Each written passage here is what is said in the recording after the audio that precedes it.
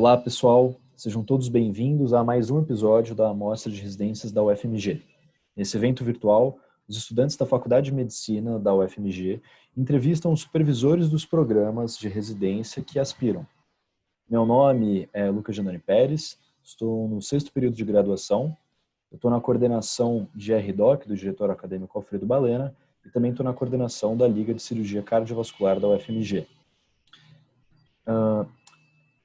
Hoje a gente vai entrevistar o professor Renato Braulio, ele é coordenador da residência de cirurgia cardiovascular do Hospital das Clínicas da UFMG. O Renato é médico, mestre e doutor pela UFMG.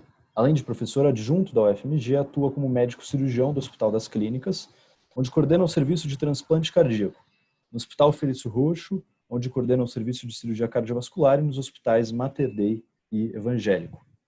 Atualmente é membro titular da Sociedade Brasileira de Cirurgia Cardiovascular e membro especialista da Sociedade Brasileira de Angiologia e Cirurgia Vascular.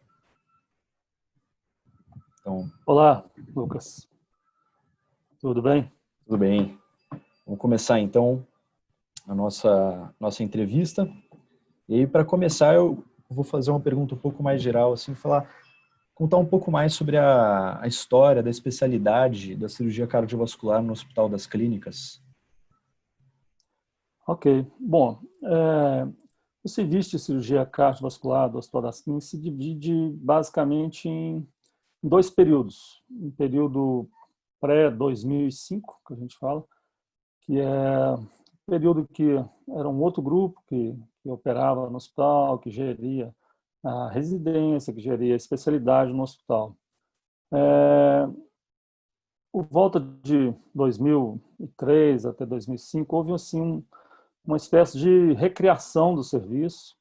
Foi quando o nosso grupo atual foi chamado para lá via Dr. Figueroa, que é um cirurgião cardiovascular muito conhecido, né, já aposentou, Dr. Cláudio Gelap, e eu, em 2005, fui para lá também, terminando a minha residência no Hospital Felício Roxo, e criamos, né, praticamente recriamos o serviço, um serviço novo de cirurgia cardiovascular, com praticamente tudo começado quase do zero.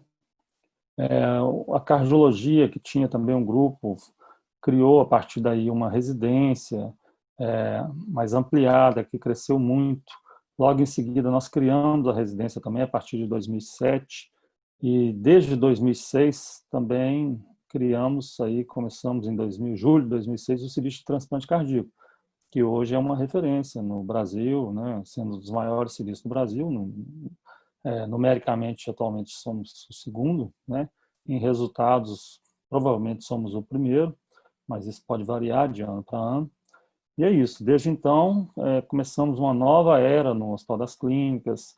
O CTI, para você ter uma ideia, nessa época tinha 8 leitos, né? Hoje tem aí cerca de 40 leitos de adulto, né? Então, assim, mudou muito. A cardiologia cresceu muito, porque a cardiologia está muito ligada à cardiovascular, as duas especialidades andam juntas, né? Uma depende diretamente da outra, e é isso. Hoje temos um CTI cardiovascular grande, né? Que é chamado de UCO, né?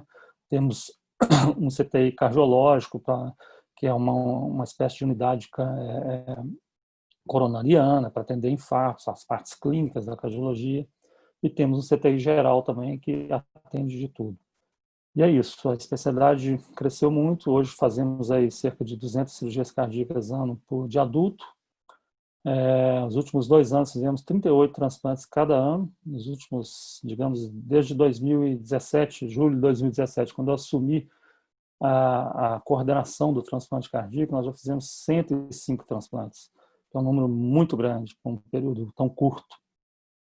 E é isso, hoje considero que o serviço está muito completo. O serviço de cardiologia ele é bem completo, com todas as subespecialidades da cardiologia, assim como o serviço de cirurgia cardiovascular também, que tem, além das 200 cirurgias de adulto, tem também tem cirurgia cardíaca pediátrica, e tem um atendimento muito grande a dispositivos eletrônicos implantáveis. Fazemos aí cerca de 450 dispositivos, marca-passo, CDIs ressincronizadores por ano, que é um volume imenso, né? Se você imaginar.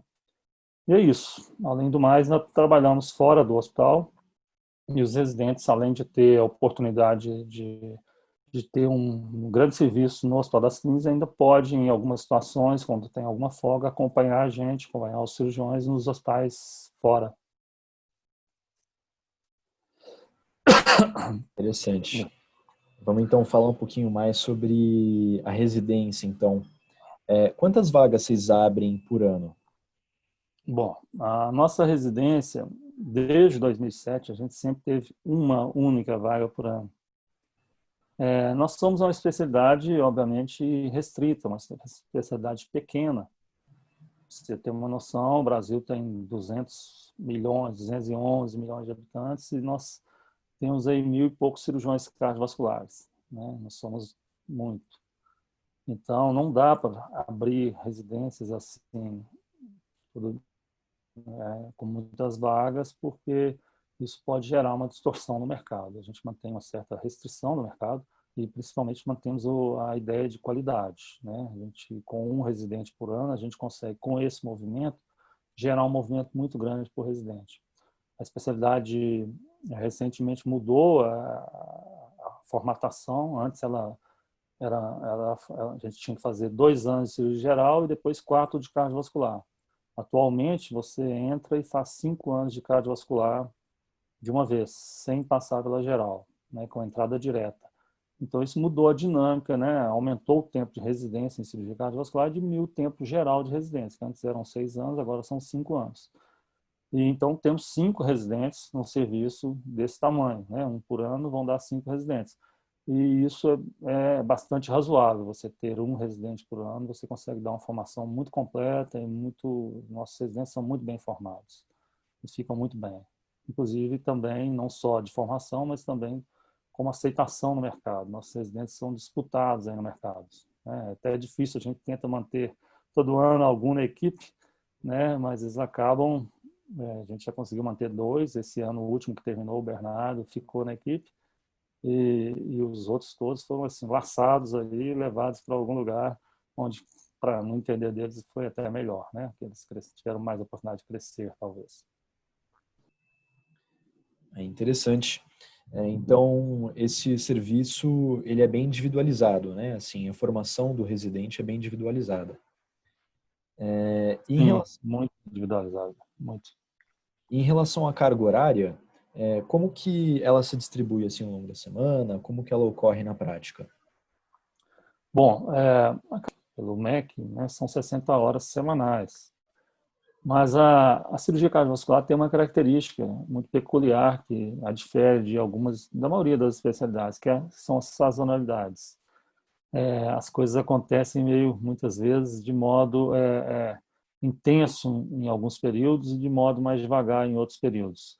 Por exemplo, já aconteceu estou lembrando aqui agora, né, em 2017, nesse mesmo período de julho, segunda quinzena, nós fizemos 7 transplantes cardíacos seguidos, assim, em 10 dias, quase que seguidas, né? Quase todo dia teve um transplante. Depois fica 30, 40 dias sem ter um transplante. Então, e de vez em quando acontece isso, tem 3 transplantes na mesma semana, 4, e às vezes ficam assim, 4 semanas também sem ter. A mesma coisa acontece para as urgências, né, na cirurgia cardiovascular. Às vezes temos sequências assim de urgências né, que dá uma intensidade, porque além de você ter a rotina da semana, né, as cirurgias normais, marcadas, agendadas, você tem uma urgência à noite. Isso dá um certo estresse quando vem essas urgências. Mas, em compensação, tem outros períodos também de muita tranquilidade, ficam 2, 3 semanas sem ter uma urgência, fica uma rotina bem tranquila. Então, essas 60 horas acabam sendo cumpridas. Assim. Às vezes você tem semanas com 40 horas, 30 horas, e às vezes semana com 70 horas, 80 horas, depende. É claro que com esse número de residentes, 5 residentes no total, né, um por ano, você tem uma cirurgia à noite, às vezes vem 2 residentes à noite, vira à noite naquela cirurgia, e no outro dia de manhã, os outros cumprem ali a parte deles e deixam aquele residente descansar. Isso é feito bem, muito raramente você vai precisar demandar quem trabalhou à noite durante o dia. Isso praticamente nunca acontece. Entendi. Agora, uma outra coisa, assim, são 5 anos da residência, né? Você poderia explicar, assim, mais ou menos o que é trabalhado em cada um dos 5 anos, assim, mais ou menos o que quais são os focos que a equipe dá ao longo desses 5 anos? É. Sim, tem, tem vários estágios durante a residência, né? A especialidade, a cirurgia cardiovascular está em plena transformação. Ela está cada vez mais deixando de ser uma especialidade de cirurgia aberta, né, e se tornando mais uma especialidade de cirurgia endovascular, de cirurgia por catéter, de cirurgia minimamente invasiva. Então, assim, a gente tem durante a residência vários estágios. É claro que a essência da cirurgia cardíaca continua, não tem jeito, as endocardites continuam, os aneurismos de aorta ascendente continuam, eles sempre vão existir. Enquanto não houver outras terapias, além da cirúrgica, para resolver isso, isso aí vai continuar, e a gente acha que por muito tempo ainda. Mesmo as cirurgias tradicionais, como algumas cirurgias valvares, algumas cirurgias de coronária, por mais que você tenha os stents, que você tenha as próteses valvares por implante por catéter, por exemplo, em algumas situações vai ser necessária a cirurgia aberta. O que importa é que nós temos que estar aptos a fazer as duas partes, tanto a cirurgia aberta quanto as cirurgias minimamente invasivas ou endovasculares. E para isso a gente tem muitos estágios durante a residência. A base é o CTI, né? O CTI, a cirurgia cardiovascular, lida sempre, quase sempre com pacientes muito graves.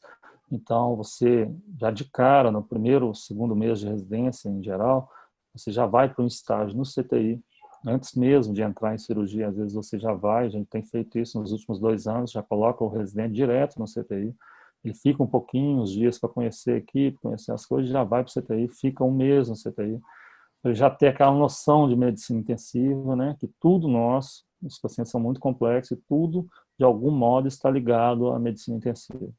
Então, a base é o CTI, mas temos estágios, por exemplo, na hemodinâmica, onde o ficar lá um mês, durante 5 anos ele fica, durante 2 anos ele vai para a hemodinâmica, fica lá um mês, e só trabalhando com catéteres de hemodinamicista, que não é exatamente um cirurgião endovascular. Tem também o estágio da vascular e endovascular, que também envolve hemodinâmica, mas com o ponto de vista, com foco na cirurgia endovascular, já é mais com a cirurgia vascular e com a própria cardiovascular e endovascular. Temos por exemplo, no quarto e no quinto ano, os residentes têm a oportunidade, isso não é obrigatório, mas ele tem a oportunidade de ficar 3 meses fora, e praticamente todos os residentes têm aproveitado essa oportunidade, seja fora no próprio Brasil, em algum serviço de referência, vendo algum aspecto específico, seja fora no exterior. O último residente nosso, por exemplo, que terminou no último ano, foi para Toronto. Ele não ficou 3 meses, mas ele ficou lá mais de 40 dias, vendo alguns aspectos específicos de cirurgia cardiovascular. Então, além disso, tem outros estágios, como estágios na ritmologia, para treinar coisas de marca-passo, estágios no ecocardiograma, estágio na enfermaria cardiológica também. E é isso. Isso aí tudo é distribuído, a residência distribui, a gente distribui esses estágios. Tem que ser, eles não são estáveis, assim, tipo, todo junho você vai, mas na verdade todo ano, no início do ano, a gente se reúne e distribui os estágios de acordo com as situações de cada um, seja, por exemplo, férias, se alguém, o R2 vai tirar férias, não dá para você mandar o R1 para certo setor, por exemplo, entende? Então a gente distribui as férias, distribui os estágios e distribui o trabalho, né, a cada ano, né, durante aquele ano. É claro que se você vai para o exterior, por exemplo, é importante que você já defina isso no ano anterior e não no próprio ano, né? E assim vai. Mas isso funciona bem. Os próprios residentes nos ajudam muito nessa distribuição, porque às vezes você faz um planejamento e não dá para cumprir daquele jeito e eles se organizam ali para cobrir, né, e tal, e modificar aquelas coberturas. E isso funciona muito bem. Ah, legal.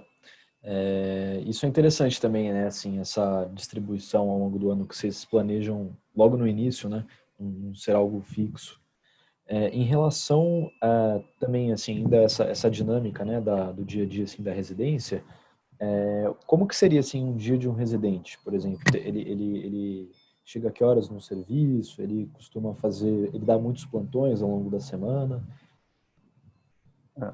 Nossa residência, ela se caracteriza por não ter plantões, plantões, entre aspas, plantões físicos, aqueles plantões que você fica, por exemplo, 24 horas de plantão, né, como tem na cirurgia geral, tem nas especialidades básicas, né, de ginecologia, como tem na clínica médica. Nossa especialidade, os plantões são de sobreaviso.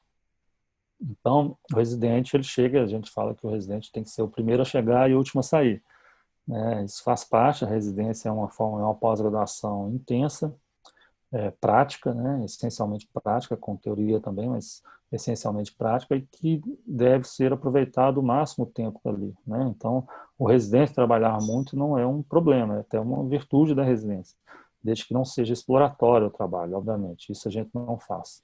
Então, o residente chega antes das 7 no hospital, todos os dias, e organiza as cirurgias. Um residente, por exemplo, que não está em estágio algum, não está no CTI, não tá, ele está na rotina normal da cirurgia, ele vai direto para o bloco, né? Ele, na verdade, direto para o bloco, não, ele passa sempre no CTI antes, ele passa no CTI, vê os pacientes, sempre tem pacientes nossos no CTI, e sobe para o bloco cirúrgico para organizar as coisas relacionadas à programação do dia, cirurgias, os marca-passos, tudo que tem ali. Todo dia a gente tem uma programação que você sabe no dia anterior.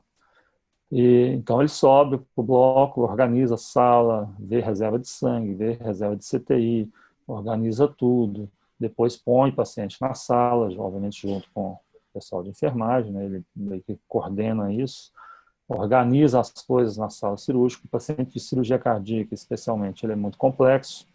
Você põe ele na sala cirúrgica, você já não começa a operar o paciente de cara.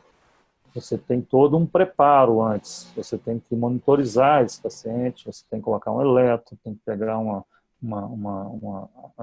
pia, que a gente fala, que é uma punção interarterial para medir a pressão dentro da artéria o tempo todo, você tem que pegar uma veia central, você tem que fazer um cateterismo vesical. Então, esse residente participa e faz essa parte toda, até que o paciente esteja pronto, e geralmente leva 1 hora, 1 hora e meia, até que ele esteja pronto para a cirurgia. Depois disso, ele vai lavar o doente, ele vai abrir, vai participar, e depende do estágio que cada um estiver de evolução, né, como cirurgião, mas os residentes vão abrir os pacientes, vão preparar. Em algumas cirurgias, eles vão fazer a cirurgia ou vão fazer parte da cirurgia. Isso é uma coisa que a gente vai tateando de acordo com cada residente, de acordo com cada ano que o residente está, a gente vai soltando, né, que a gente fala, vai deixando ele fazer cada vez mais coisas à medida que ele vai evoluindo. É claro que a maioria dos residentes vão muito bem, tem o dom cirúrgico, e tudo, e tem mão boa para cirurgia, mas existem casos de residentes que não têm muito interesse cirúrgico, apesar de estar fazendo uma residência de cirurgia. Às vezes você tem ali um R2 que é mais evoluído que um R3. O R3 é menos interessado, né, e tudo. Então, essa coisa de soltar e deixar fazer é uma coisa que vai muito de cada um, da dedicação de cada um, do tanto que ele aprende, né, à medida que você vai ensinando. Alguns aprendem muito facilmente, outros aprendem com muita dificuldade. A especialidade é muito ampla, né? A cirurgia cardíaca é uma parte da cirurgia cardiovascular. Em geral, envolve altíssima complexidade, mas existem partes mais simples da especialidade. Os próprios dispositivos são coisas, do ponto de vista cirúrgico, são bem mais simples de serem realizadas. As cirurgias vasculares periféricas, por exemplo, fístulas, outras coisas, são coisas mais simples de serem feitas. Aqueles residentes que não conseguem evoluir para a parte mais complexa, às vezes ele tem que ficar na parte mais simples, né? E alguns até, é raro isso acontecer, mas alguns às vezes nem conseguem exercer de fato a especialidade. Alguns deixam, já tivemos casos de abandono, porque não conseguia progredir, e alguns terminam e vão seguir, por exemplo, a medicina intensiva, que é uma área que a gente é muito bem formado para isso, né? Um cirurgião cardiovascular intensivista geralmente é um bom intensivista. Se ele não tem, descobre lá no meio da residência que não tem o dom cirúrgico, né? Isso pode acontecer, mas ele é um bom clínico, ele é um bom intensivista, ele é bom em procedimentos, ele pode simplesmente não virar cirurgião, não, né? Apesar de ter o título de cirurgião, mas virar um intensivista. Isso pode acontecer. a maioria dos nossos, vou dizer que 90% que se formaram com a gente se tornaram excelentes cirurgiões. Mas tem aí, pelo menos, desde 2007, uns dois que não se tornaram cirurgiões. Não é que eles não foram formados para ser cirurgiões, mas não tinham dom. Estavam no lugar errado. Viraram intensivistas, né? Ou viraram cirurgiões de cirurgia simples, entende? Isso pode acontecer. Não só nas especialidades complexas, isso pode acontecer. Neurocirurgia, ortopedia, isso pode acontecer também. Entendi. E como que o aprendizado teórico é estruturado na residência? Bom, a teoria é sempre um desafio para a gente, pela sazonalidade. A sazonalidade faz com que, às vezes, você marque uma coisa às 7 da noite, parece uma urgência e você não consiga fazer aquilo. Mas nós temos a parte teórica, geralmente pela manhã, que é bem fixa. A gente tem, por exemplo, toda quarta-feira, isso desde 2005 é sagrado, nós temos uma reunião clínico-cirúrgica, onde são apresentados todos os casos que vão ser operados na semana e são até na próxima quarta, né? A reunião é na quarta. E nessa reunião, além da apresentação dos casos cirúrgicos, a gente sempre tem alguma aula teórica, alguma apresentação de alguma coisa teórica ou alguma discussão teórica sobre os casos. Temos também uma parte teórica na sexta-feira, que é feita junto com a cardiologia, que não é uma atividade obrigatória de todos os residentes, mas é obrigatório que algum residente participe. Temos também uma reunião clínica cirúrgica nas segundas-feiras, que é sobre cirurgia cardíaca pediátrica. E isso, temos a reunião do transplante. Perdeu a conexão um pouquinho? Voltou.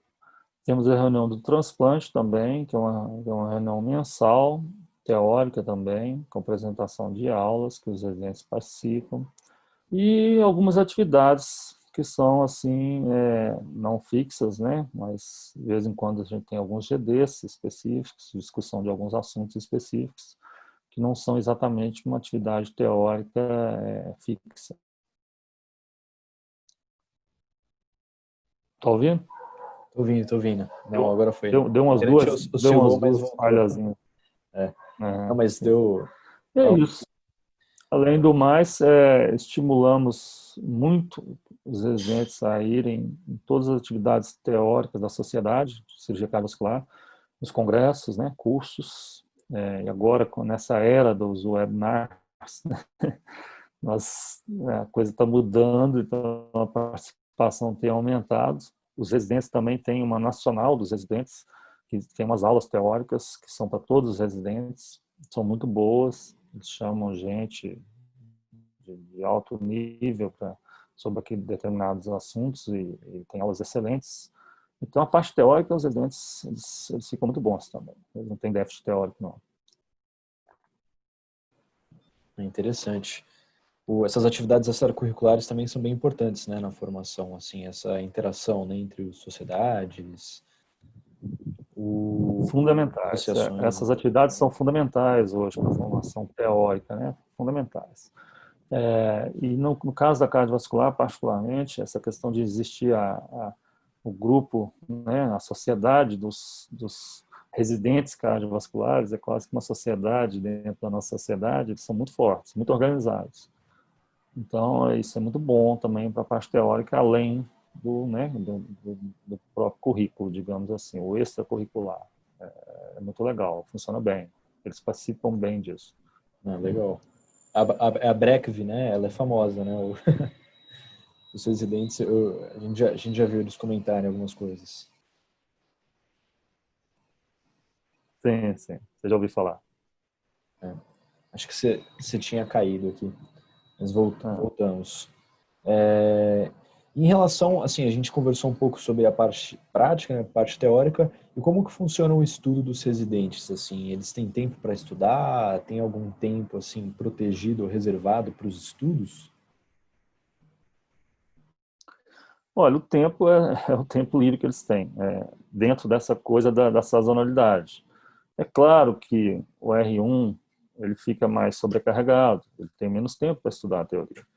porque ele geralmente pega uma carga de plantões mais pesada, né? O R1 geralmente fica aí 2 finais de semana por mês de sobreaviso, mas ele tem 2 finais de semana livre, né? Ele tem as noites livres, tem dia que as cirurgias acabam 3 da tarde, 4 da tarde, ele fica livre depois.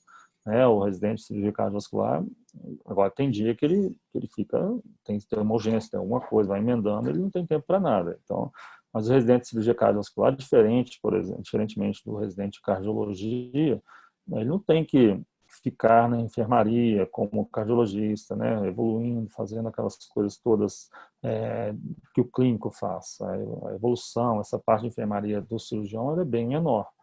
Então, ele, assim, se acabou a cirurgia, cancelou alguma cirurgia, alguma coisa, ele tem tempo para estudar. Eu acho que, apesar dos momentos críticos, de intensos, na maior parte do tempo, ele tem tempo para estudar. Acho que não dá para reclamar. Agora, o R1 fica mais sacrificado, ele tem menos tempo um pouco. Mas, à medida que a residência vai evoluindo, o tempo vai aumentando. Entendi. E em relação a essa, assim, ainda, né, ao aprendizado do residente, ao longo do, é que você falou que é uma coisa bem individual, assim, né? Você precisa analisar caso por caso. Mas no geral, assim, como que é o ganho de autonomia ao longo do, assim, desse avançar dos anos, né? Conforme eles vão entrando em contato com técnicas diferentes, né? Assim, com essa bagagem teórica também diferente, como que se dá assim esse processo de ganho de autonomia? Como eu já disse, é, depende muito de cada residente. Na cirurgia cardíaca é muito complexo, você não pode ter erros. A nossa complicação é paga com a morte, né? Se a gente tiver um problema grave e não resolvido ou mal resolvido, o paciente pode morrer. Não é igual ter lá, sei lá, na cirurgia geral, você ter uma infecção de ferida, você tem um problema menor. No nosso caso, não permite isso. Então, tudo é feito com muita segurança. O residente, a autonomia dele é feita assim muito aos poucos. O nosso residente até costuma ter muita autonomia, ter muita oportunidade, mas isso tudo é feito tem essa supervisão e com muito cuidado. Mas o residente dedicado, vou te dar um exemplo, o nosso R3, né, está na metade do R3. Ele já faz qualquer coisa, ele já sabe fazer qualquer coisa em cirurgia cardíaca. Nossa R2, a Gabi, que todo mundo conhece, foi monitora de muita gente. A Gabi já faz quase tudo, entende? Está no R2, já assim, não... Claro que ela não tem experiência de fazer as coisas por completo, né? As partes mais complexas. Mas marca passo, dispositivo, colocar em SEC, fazer as coisas fundamentais, os fundamentos da cardiovascular, no R2 ela já sabe tanto teoria quanto prática. Ela já teve a oportunidade de fazer quase tudo. É claro que as cirurgias mais complexas, as oportunidades vão aparecendo aos poucos, mas uma parte das cirurgias complexas estão sempre fazendo, né? E essas partes, com o tempo, você vai juntando tudo até que você faça a parte inteira, né? Não dá para você, de cara, entregar para uma coisa tão complexa, tudo para um residente. A gente vai entregando por partes. À medida que ele vai evoluindo, ela está fazendo essa parte bem, ele vai progredir para aquela parte mais completa. E chega um momento que a gente tem segurança total no residente. A gente deixa ele bem solto, fazendo muita coisa, porque você sabe que ele vai fazer bem feito. Se é um residente que você sabe que não vai fazer muito bem feito, você fica em cima, né? Você não solta ele totalmente, você vai aos poucos, né? Fiscalizando, orientando, tentando corrigir, e quando é possível corrigir, quando ele aprende, você deixa fazer. Bom, beleza. E quais são as principais, assim, vantagens e desvantagens do serviço né, da cardiovascular do HC? Assim, das subespecialidades, né? Os residentes, eles conseguem passar em todas as subespecialidades? Eles têm uma formação maior em alguma? Se você puder comentar um pouco, assim, sobre uma coisa mais geral. A grande vantagem do HC é ser um serviço público. Esse é um ponto bem interessante, porque o serviço público, o paciente, ele é institucional. No serviço privado, às vezes, na maioria das vezes, o paciente ele é individual, ele é do médico, né? O médico que atendeu no consultório, que levou para operar o seu paciente. Então, a possibilidade de dar oportunidade para o residente é mais limitada. No serviço público, o paciente é institucional, então, assim, ele é da instituição, ele é de todos ali. Ele não é do médico, cirurgião, ele não é do cardiologista, ele não é do diretor, ele é da instituição, ele é um serviço, ele é um paciente do serviço que a gente fala. Então, isso faz com que o residente, ele também é do serviço, né? O residente faz parte do serviço, então aquele paciente também é dele, né? Ele não é do consultório do preceptor dele, mas aquele paciente também é do residente. O residente atende, conversa com aquele paciente, entende? Ele tem mais oportunidade de tratar aquele paciente como paciente dele também, e não um paciente do preceptor. Então, esse é um primeiro ponto muito positivo. O segundo ponto é a diversidade do serviço, né? Apesar de não ser um serviço com grande volume de cirurgia cardíaca, 200 cirurgias por ano, não é um grande volume. Mas para um residente é muito, certo? Tem serviço que pode ter, sei lá, 500 cirurgias por ano, mas tem 5 residentes por ano, 3 residentes por ano. Então, por residente, é menor que o nosso. Então, é muito diverso. Nosso serviço, apesar de não ter um volume muito grande, ele tem praticamente todas as partes da cirurgia cardíaca. Ele tem a parte do tratamento cirúrgico da insuficiência cardíaca, o transplante, além de uma enormidade de tratamentos clínicos para insuficiência cardíaca. Ele tem as cirurgias cardíacas de adulto de um modo geral, né, coronárias, válvulas congênitas de adulto. Ele tem também a cirurgia cardíaca pediátrica, que apesar de ter um pequeno volume, não um volume pequeno, mas sempre tem alguma coisa, então ele tem a oportunidade de fazer e entrar e participar de cirurgias cardíacas pediátricas. Ele tem uma quantidade absurda de dispositivos, essa parte que são assim, até inflados, tem demais no hospital, que é coisas que não teria outra oportunidade de hospital privado jamais, que é fazer uma quantidade enorme de marca-passos, ressincronizadores, que são cirurgias complexas de dispositivos, que no HC é uma virtude, porque fora eles jamais aprenderiam isso.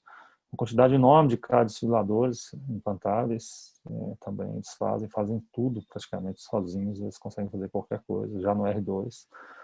Isso fora é inimaginável, né? Assim, os residentes fora fazem um por residência, 2 por residência, os nossos residentes fazem 50 por ano, entende? É uma coisa, um volume grande demais. Temos todas as partes de exames complementares, muito, muito completas, o ecocardiograma, o teste ecométrico, ressonância cardíaca.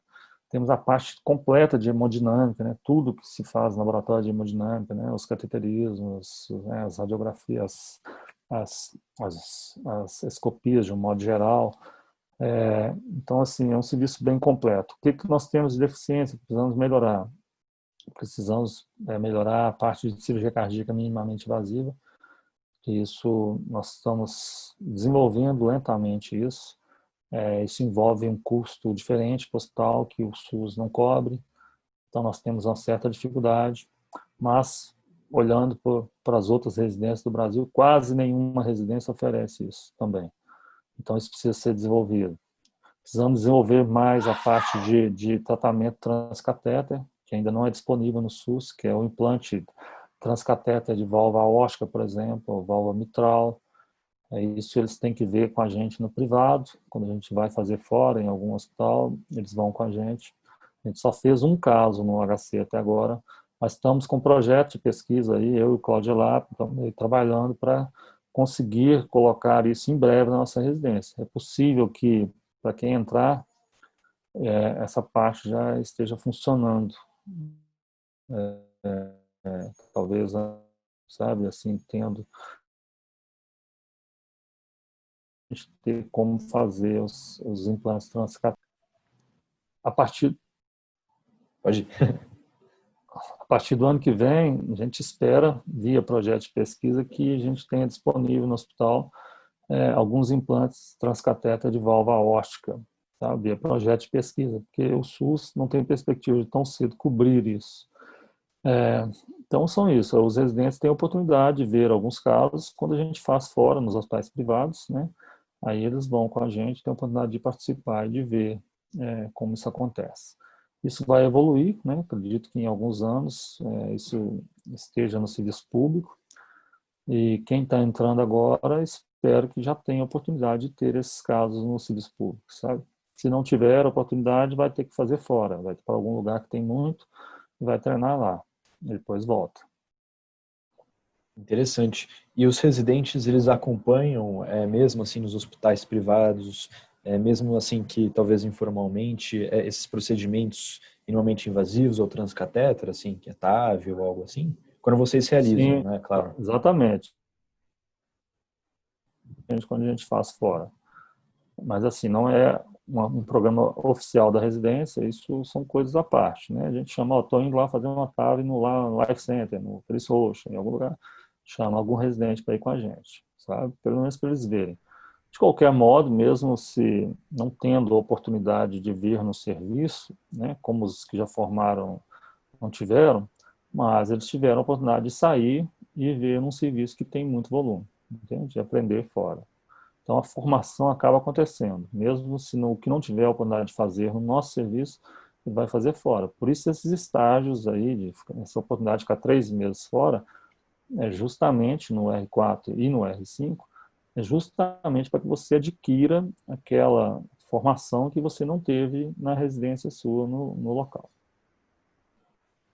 Esse estágio do R4 e do R5, assim, já existe algum convênio com algum hospital de referência de fora, ou então, assim, de fora de Belo Horizonte ou de fora do país? Não é via convênio, é caso a caso também. O próprio residente observa o que ele quer, onde ele quer ir, e aí a gente faz uma carta de referência para aquele local. Em geral, a maioria dos locais aceitam, né? Como ele vai como observa, ele vai para observar só o serviço, então geralmente não tem problema. A gente já dá aquelas dicas durante a residência, a gente já dá as dicas, lugares que a gente já foi, que a gente sabe que é bom, ou então algum lugar que a gente sabe que está desenvolvendo determinado assunto que é de interesse, a gente já direciona, geralmente, o residente mesmo procura, né, já olha aquilo tudo, vê toda a logística, e a gente dá uma carta de recomendação, coisas desse tipo, né? Isso aí Entendi. geralmente é suficiente. Não precisa você ter um convênio com o local para fazer troca. A gente até tem convênio via Coreme para receber gente, né? Geralmente a gente recebe quase todo ano, né? Nessa época, esse ano não veio por causa do Covid, a gente recebe algum francês, por exemplo, né? Fica um mês, 40 dias no serviço. Interessante. E em relação a, assim, depois que você, né, termina a residência, ah, como que funciona, assim, não sei, fazer um fellow ou uma subespecialidade? Esse serviço é ofertado no HC, assim, para as pessoas que finalizam a residência? Não, o HC não oferece estágio depois da residência. O que a gente estimula muito é que o residente, ao terminar, vá para algum lugar.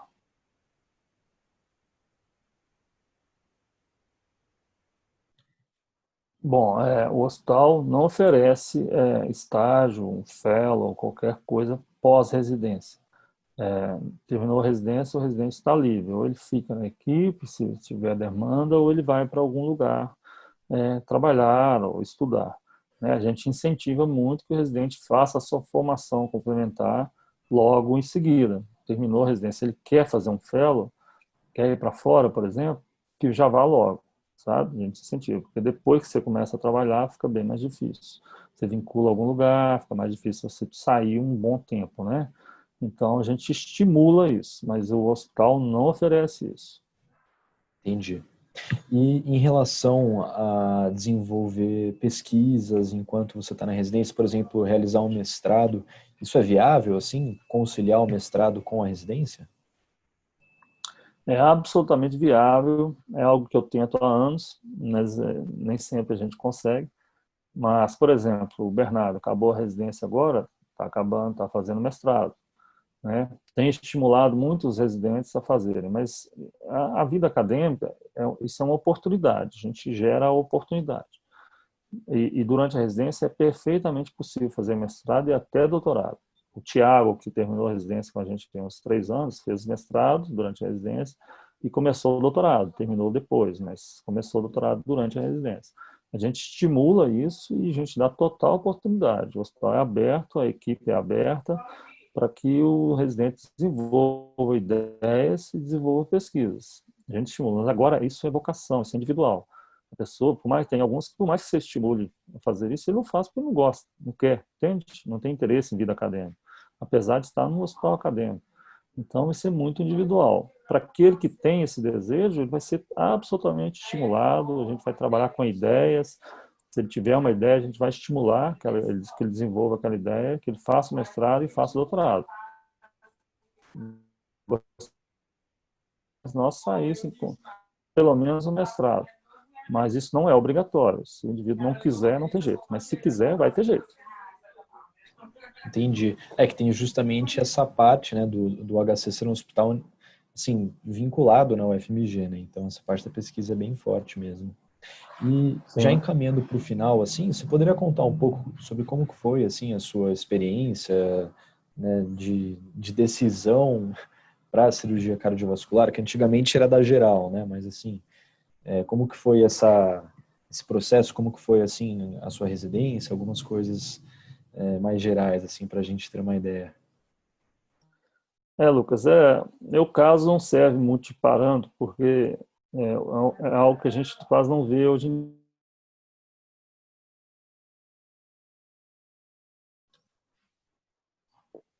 Bom, o meu caso não serve muito de parâmetro para a maioria, porque eu decidi fazer cirurgia cardiovascular antes mesmo de fazer medicina. É engraçado isso, né? É. Porque geralmente a gente não tem noção do que seja cirurgia cardiovascular, mas eu vi aquelas revistas de leigo, coisas sobre coração, sobre cirurgia cardíaca, eu ficava louco com aquilo, né? Eu queria fazer medicina para fazer aquilo. E fiz a faculdade, fui um médico muito generalista, não fui especialista durante a faculdade e tudo. E depois, né, não mudei de ideia. Durante a faculdade eu já tinha a ideia de fazer cirurgia cardiovascular e continuei com a ideia. Gostei de um monte de coisas na faculdade, tinha interesse por um monte de coisas, mas no final prevaleceu mesmo a cirurgia cardiovascular. Fiz cirurgia geral primeiro, depois fiz o pré-requisito na Santa Casa, cirurgia geral, e depois cirurgia cardiovascular. E não arrependi, não. A especialidade não me frustrou. Entendi. Realmente eu gostei muito da especialidade, gosto demais, sou louco, sou apaixonado pela especialidade. Coração é um negócio incrível. E vaso, tudo em cirurgia cardiovascular eu gosto muito. Sabe? O resultado aí é que são dos maiores transplantadores, né, do Brasil, né? Então, os números até É, de Minas Gerais se refletem, né? E é, em certo. relação, então, assim, para os acadêmicos agora, que você falaria, assim, para um acadêmico que tem interesse em seguir essa área?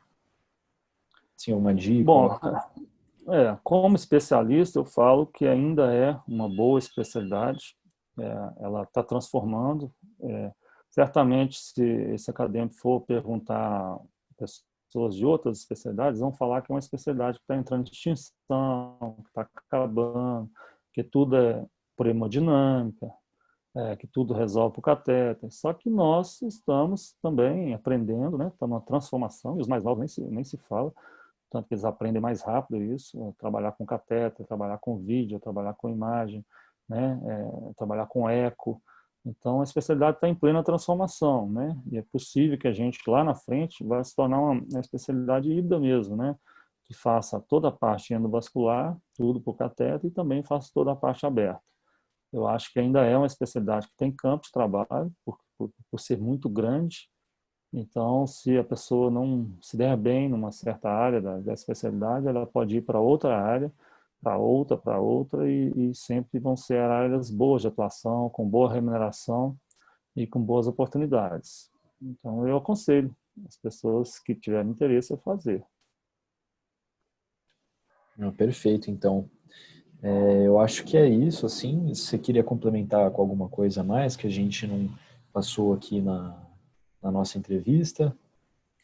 Não, só me coloca à disposição quando precisar de qualquer coisa, qualquer aluno, qualquer estudante que tiver interesse na especialidade, se precisar de mostrar alguma coisa e tudo, é só me procurar. Tudo bem, então. Então, vamos terminar por aqui. Renato, muito obrigado pela entrevista, foi ótimo. Acho que foi bem esclarecedor, assim, deu um panorama geral de como que é a especialidade, né, de como que é a residência no HC. Queria agradecer você também que está assistindo né, assistiu até aqui, acompanhou essa entrevista. E é isso, então. Tá legal. Abraço, Lucas. Abraço. abraço para todos. Tchau.